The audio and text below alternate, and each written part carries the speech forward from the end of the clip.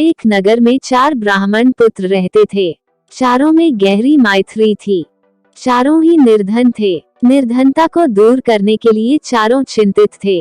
उन्होंने अनुभव कर लिया था कि अपने बंधु बांधवों में धनहीन जीवन व्यतीत करने की अपेक्षा शेर हाथियों से भरे कंटीले जंगल में रहना अच्छा है। निर्धन व्यक्ति को सब अनादर की दृष्टि से देखते हैं, बंधु बांधव भी उससे किनारा कर लेते हैं, अपने ही पुत्र पौत्र भी उससे मुख मोड़ लेते हैं, पत्नी भी उससे विरक्त हो जाती है। मनुष्यलोक में धन के बिना न यश संभव है, न सुख। धन हो तो काया भी वीर हो जाता है, कुरूप भी सुरूप कहलाता है और मूर्ख भी पंडित बन जाता है। ये सोचकर उन्होंने धन कमाने के लिए किसी दूसरे देश को जाने का निश्चय किया। अपने बंधु बांधवों को छोड़ा, अपनी जन्मभूमि से विदा ली और विदेश यात्रा के लिए चल पड़े। चलते चलते क्षिप्रा नदी के तट पर पहुँचे। वहां नदी के शीतल जल में स्नान करने के बाद महाकाल को प्रणाम किया। थोड़ी दूर आगे जाने पर उन्हें एक जटाजुधारी योगी दिखाई दिए। इन योगीराज का नाम भैरवानंद था। योगीराज इन चारों नौजवान ब्राह्मण पुत्रों को अपने आश्रम में ले गए और उनसे प्रवास का प्रयोजन पूछा। चारों ने कहा, हम अर्थ सिद्धि के लिए यात्री बने हैं। धनोपार्जन ही हमारा लक्ष्य है। अब या तो धन कमा कर ही लौटेंगे या मृत्यु का स्वागत करेंगे। इस धनहीन जीवन से मृत्यु अच्छी है। योगीराज ने उनके निश्चय की परीक्षा के लिए जब ये कहा कि धनवान बनना तो दैव के अधीन है, तब उन्होंने उत्तर दिया, ये सच है कि भाग्य ही पुरुष को धनी बनाता है, किंतु साहसिक पुरुष भी अवसर का लाभ उठाकर अपने भाग्य को बदल लेते हैं। पुरुष का पौरुष कभी कभी दैव से भी अधिक बलवान हो जाता है। इसलिए आप हमें भाग्य का नाम लेकर निरुत्साहित न करें। हमने अब धनोपार्जन का प्रण पूरा करके ही लौटने का निश्चय किया है। आप अनेक सिद्धियों को जानते हैं। आप चाहें तो हमें सहायता दे सकते हैं, हमारा पथ प्रदर्शन कर सकते हैं। योगी होने के कारण आपके पास महती शक्तियां हैं। हमारा निश्चय भी महान है। महान ही महान की सहायता कर सकता है।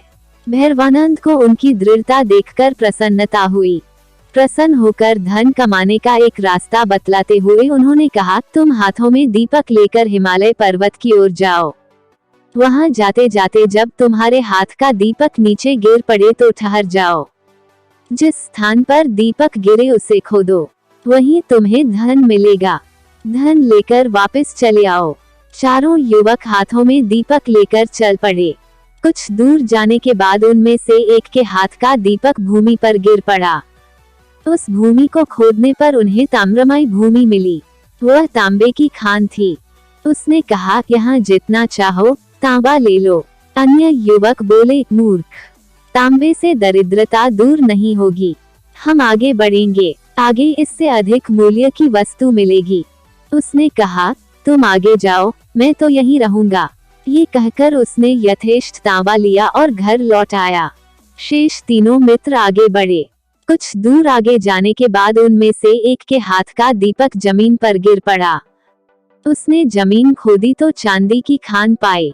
प्रसन्न होकर वह बोला, यहाँ जितनी चाहो चांदी ले लो, आगे मत जाओ।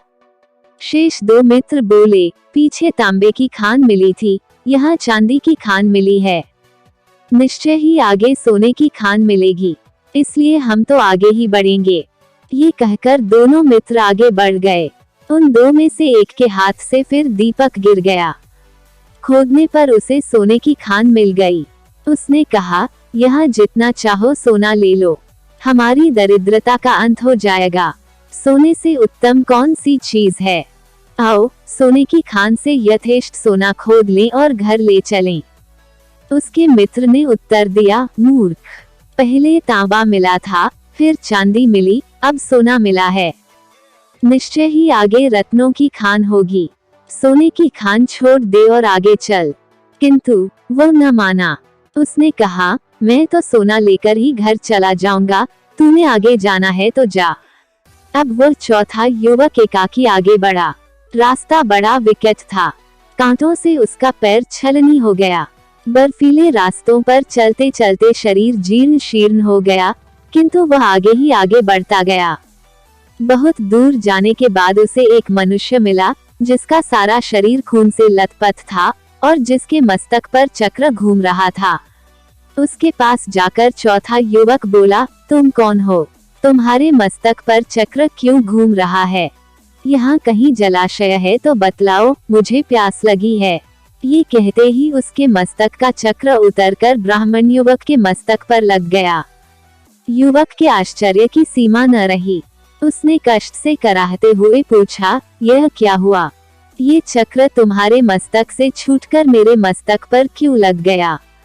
अजनबी मनुष्य ने उत्तर दिया, मेरे मस्तक पर भी यह इसी तरह अचानक लग गया था। अब ये तुम्हारे मस्तक से तभी उतरेगा जब कोई व्यक्ति धन के लोभ में घूमता हुआ यहाँ तक पहुँचेगा और तुमसे बात करेगा। युवक ने पूछा, ये कब होगा? अजनबी, अब कौन राजा राज्य कर रहा है? युवक, वीणा वत्सराज। अजनबी, मुझे काल का ज्ञान नहीं। मैं राजा राम के राज्य में दरिद्र हुआ था और सिद्धि का दीपक लेकर यहाँ तक पहुँचा था। मैंने भी एक और मनुष्य से यही प्रश्न किए थे जो तुमने मुझसे किए हैं। युवक, किंतु इतने समय में तुम्हें भोजन व जल कैसे मिलता रहा? अजनबी, ये चक्र धन के अति लोभी पुरुषों के लिए बना है।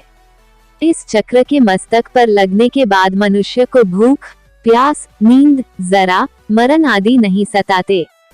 केवल चक्र घूमने का कष्ट ही सताता रहता है। वह व्यक्ति अनंत काल तक कष्ट भोगता है। ये कहकर वह चला गया और वह अति लोभी ब्राह्मण युवक कष्ट भोगने के लिए वहीं रह गया। सीख, लालच बुरी बला है। कहानी पसंद आई तो लाइक करें, शेयर जरूर करें, सब्सक्राइब करना ना भूलें।